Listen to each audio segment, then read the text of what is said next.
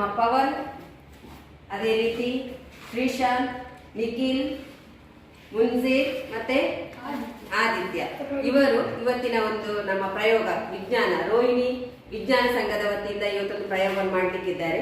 ಪವನಿಗೆ ಪ್ರಾರಂಭಿಸಿದ ಪ್ರಯೋಗವನ್ನು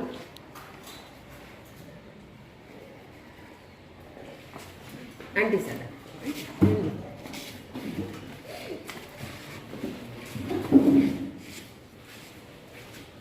ಅದರ ನಂತರ ಏನು ಮಾಡಲಿಕ್ಕೆ ನೀರು ಇದೆಂತ ಬಣ್ಣದ ನೀರು. ನೀರಿಗೆ ಬಣ್ಣ ಹಾಕಿದ.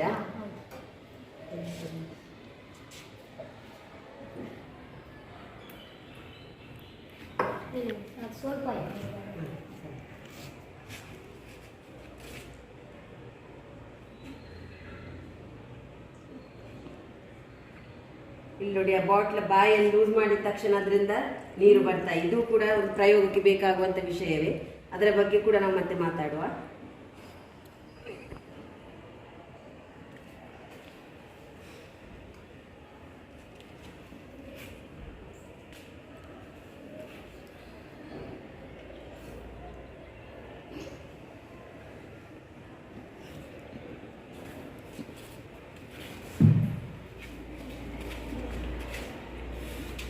ಮತ್ತೆ ಗ್ಲಾಸ್ ಉಲ್ಟ ಮಾಡಿ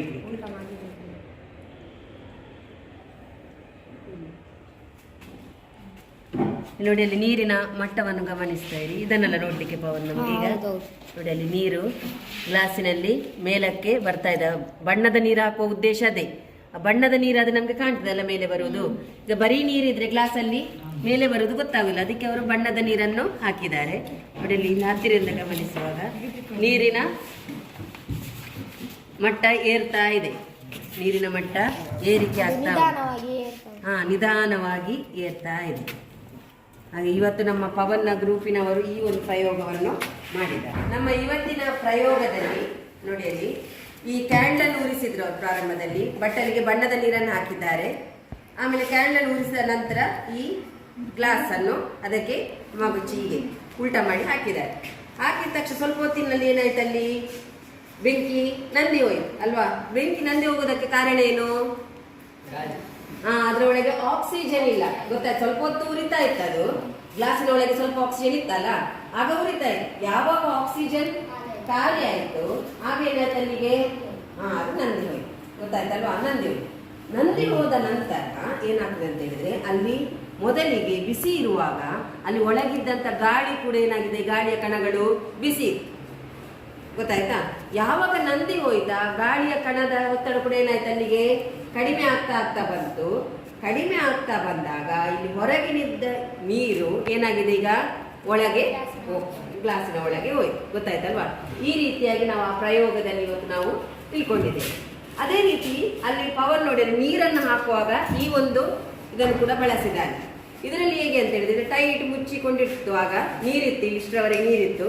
ಯಾವಾಗ ಅವರು ಇದರ ಮುಚ್ಚಳವನಿಗೆ ಲೂಸ್ ಮಾಡಲಿಕ್ಕೆ ಪ್ರಾರಂಭಿಸಿದ್ನೋ ಆಗೇನಾಗ್ತದೆ, ಅಲ್ಲಿಂದ ನೀರು ಬರುವುದಕ್ಕೆ ಪ್ರಾರಂಭ ಆಗ್ತದೆ. ಇದಕ್ಕೂ ಕೂಡ ಕಾರಣ ಅದೇ.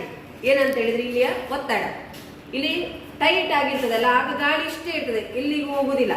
ಯಾವಾಗ ಇದನ್ನು ಲೂಸ್ ಮಾಡಿದ್ನೋ ಆಗ ಹೊರಗಿನಿಂದ ಗಾಳಿ ಏನಾಯ್ತು, ಒಳಗೆ ಹೋಯ್ತು. ಅದು ಒಳಗೆ ಹೋದದ್ದು ಏನು ಮಾಡಿದ್ರು, ನೀರನ್ನು ಹೊರಗೆ ಹಾಕ್ತದ. ಯಾಕಂದ್ರೆ ಗಾಳಿಗೆ ಜಾಗ ಬೇಕಲ್ಲ, ಅದು ನೀರನ್ನು ಹೊರಗೆ ಹಾಕುವಾಗ ಅಲ್ಲಿ ನೀರು ಹೊರಗೆ ಬರುತ್ತೆ. ಹಾಗಾಗಿ ನಮ್ಮ ಇವತ್ತು ಒಂದು ಪ್ರಯೋಗದಲ್ಲಿ ಅವರು 2 ರೀತಿಯ ಪ್ರಯೋಗವನ್ನು ಮಾಡಿ ತೋರಿಸಿದ್ದಾರೆ. ಹಾಗೆ ಒತ್ತಡದ ಬಗ್ಗೆ ಒಂದು ಸರಳವಾದ ಪ್ರಯೋಗ.